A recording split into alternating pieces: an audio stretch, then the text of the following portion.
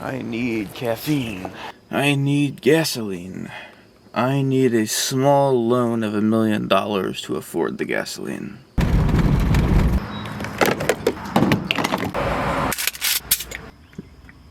I forgot what I wanted to say. I remember what I wanted to say. Okay. I'm not necessarily endorsing drugs, but at this point, I think it's actually cheaper to do drugs than it is to drive anywhere. That's pretty sad. But in any case, it is really nice outside right now, and I want to get some photos before this fog gets burned off by that evil orange-yellow thing in the sky. How could you actually not love that so much more than being out in the blue skies and all that normal crap? It's so pretty right now. Okay, anyway, so the first thing that I'm coming out here to take a look at is the bridge and the river.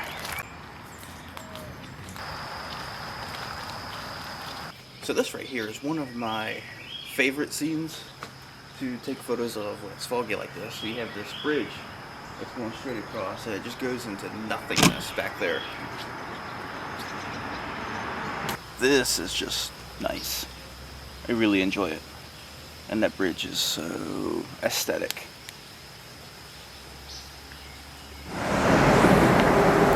And look at that spider web. So I can't get as close to it as I feel like I need to.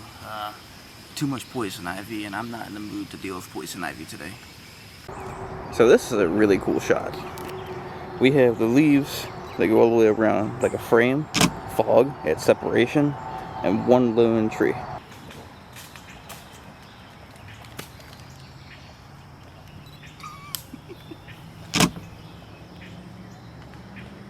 So one of the things that I try to do to make my photos look better in any general environment for that matter is to incorporate a foreground subject, any kind of foreground subject, just something to add a third dimension to the photo, something you can throw out of focus or something that's obviously really close to the camera. You can see in a lot of my photos that I've taken today, I'm doing exactly that, and that makes photos pop off the screen more or pop off the paper more. It's a really good habit to get into. It's not a 100% of the time rule, but it's a really good idea, and generally speaking, when you do that, it will make your photos look a lot better. Well, it didn't take too long for the fog to dissipate. Literally only maybe an hour and a half, 2 hours, something like that. So, yeah. I don't know what to do the video on now.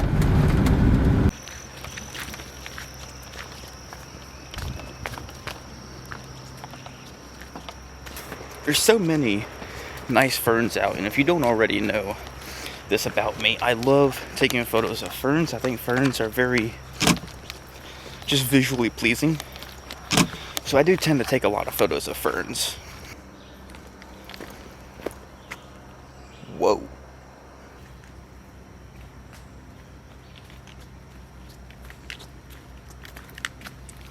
Look at how big this is. It's as big as my camera. Now, I can't necessarily say exactly what kind of mushroom that is, but I'm fairly certain that it's of the Amanita variety, which is not healthy to eat. That will probably kill you if you eat it, and it's safe to assume that with any mushroom. So this leaf right here reminds me of something else. Now, I use circular polarizing filters a lot of the time. They remove reflections. They're really awesome for a lot of different forms of photography. However, they're not great for every single situation, like in the case of this leaf right here. And to answer this question, I'm going to use another photo that I did as a demonstration. This is with the CPL filter turned on, cutting the reflections completely off, and this is with the CPL filter off, or turned off, so that you can see the reflections. The reflections in this case actually help to accentuate the leaf so that you can see it and it stands out from the background, and you can see more shapes and shape dynamics in the leaf. Versus with the reflection turned off, you can see more of the color of the leaf, but not as much of the shape and the texture. And even though neither of these are technically incorrect, I think that the one with the reflection on is a more aesthetic photograph. Okay, so I found something cool. Actually, I've known about this. This is an old house in the woods. since I know you're wondering, let's step inside.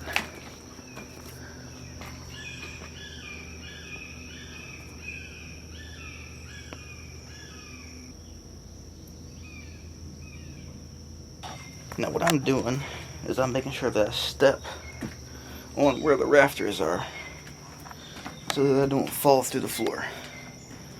So, this is cool. I like it in here. I don't like how hot it is though. Lots of holes in the floor. So essentially what I wanted to talk about today was to shoot for the conditions that you want to photograph. So if you're trying to shoot photos that are more moody, dark, and dramatic looking, try to go out in those times and shoot in those conditions, such as in the fog. If you're looking for a light and airy and kind of ethereal feel, go out in brighter conditions. And yeah, just go shoot in the conditions that you want to shoot. Now, I love shooting in dark and moody and dramatic atmospheres, but where I live, it's not always the case. I can't always have those conditions, so I am forced to shoot in conditions that may be less than ideal. Like right now. Actually, right now is not too bad.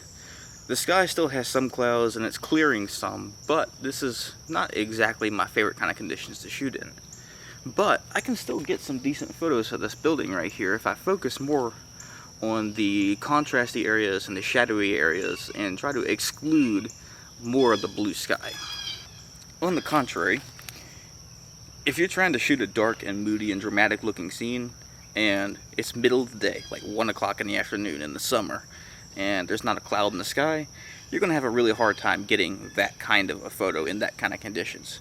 There is a way, and I'm going to talk about that in another video. But for today, that wraps that up. And I'll see you guys next time.